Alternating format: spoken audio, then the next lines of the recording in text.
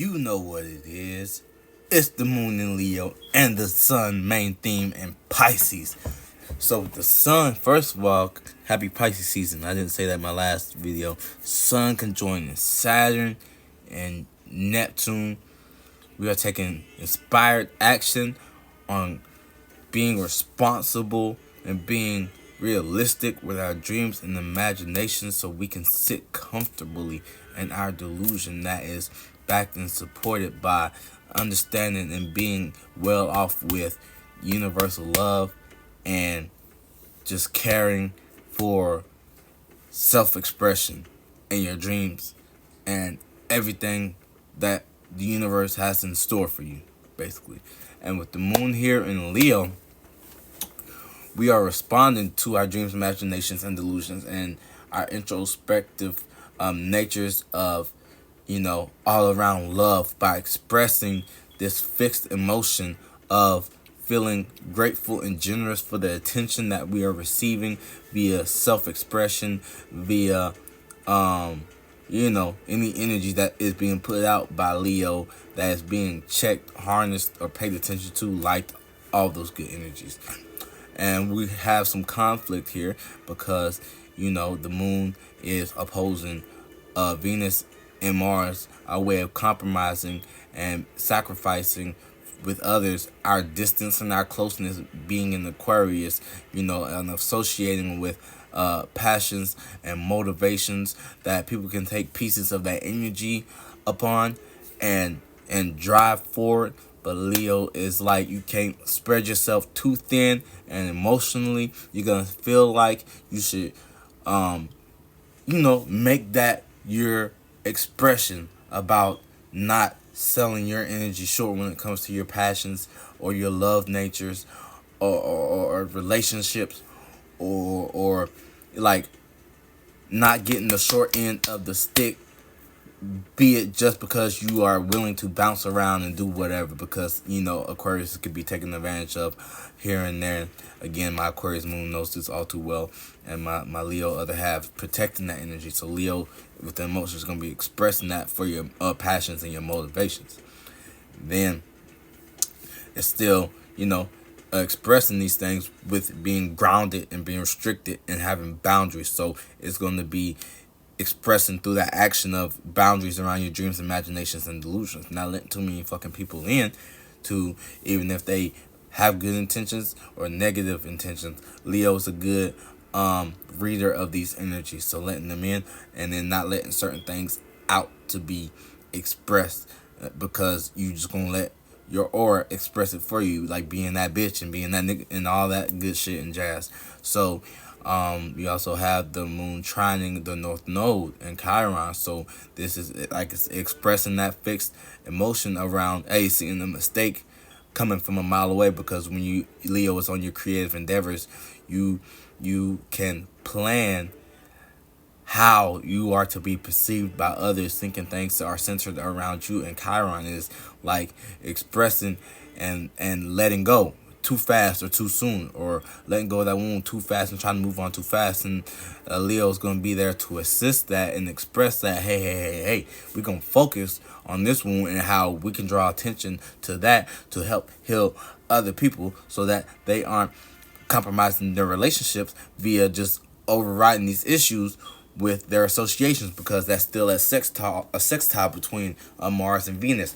So that opportunity is there for the associations to create a new vision together.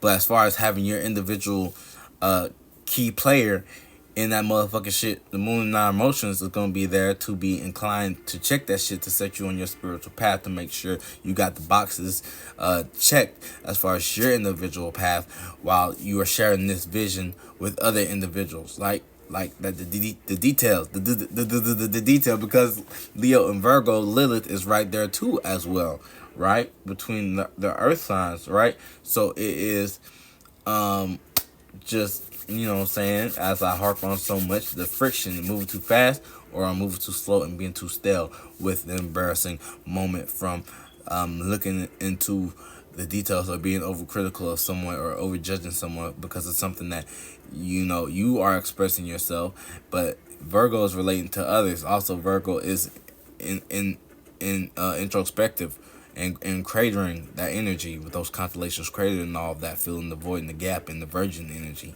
So it's not been expressed yet. So Leo's being that fixed nature and it's turning that into grounded earth to where you can be steady and stable. But it's in Lilith, so it's being the most gaslit asteroid in Lilith. So people are gonna be looking at that automatically. So that energy that's reflected on that dark moon via the bright moon with Leo, those energies are gonna be side by side. So be aware of that. Those energies bleeding over into each other, and be aware of the transition. Now with a square to Jupiter and Uranus and Taurus, it's like there are certain things that you want to express, but are they willing to? Are they? Is it worth it? Is it worth? Does it make sense practically through the value of your experiences and the things that you are learning and teaching? Is it going to help you sustain yourself through being stable in these unpredictable times and circumstances? Are you going to have a tantrum on the stage because you're not getting this certain attention, because there are certain other circumstances that you could shine your light into and be a key player in that, but you're fixated on your own way of expressing what you want for the collective with Pisces and your dreams and the delusions and versus the real world and Uranus and all of those activities that are taking place in short there. And so it's pretty much all that's going on with that right there. All those freaking transits, the squares right there. It's not really a T square right now, but you do have sextile to the south node.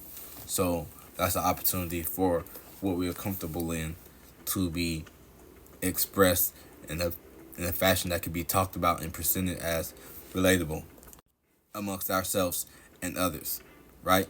But it's in conjunction to the dreams and imagination. So you might be misaligned with your dreams and illusions of the collective conscious and of the love that you have with your intuitive gifts and your spiritual gifts and talents, where, saying the moon being already reflecting the sun, being in the space of fulfilling those husbandly duties as far as emotion, expressing and making those emotions light and making that hot tub, bubbly water, steam energy with that sextile for communication, for whatever's hitting the fan to be communicated about, to go to the extreme left or go to the extreme right and be made into a balanced state. And the sun is still on the cusp of that Aquarius energy. So dreams and imaginations involving your associations or dreams, or like this could come out across as expectations of being in your own delusion, what you expect other people to react and respond to via the associations and rubbing shoulders and elbows. But it's still like not dealing so much with associations because you're reflecting on how you would be into yourself while being into yourself. So it's hard to kind of convey that message, but that sextile opportunity is there. But not to get too lost into your comfortable energies because of that sextile, because don't let that take an opportunity to go somewhere and experience something where it's more comfortable in expressing, distract you from this gift. Let those experiences, though, with the opportunity, get in and get out and go present that more of a gift so that you feel it more as well natally and go along with others astrologically in that collective span of time right there as well. So that's the energies that I play with the local astrological weather. Like, comment, subscribe. It's Moss 808 brought to you by the Esoteric Soji, mapping out the astrological alignments for the universal energies that you are all encompassing. And we got the calling the Asia team down. Peace.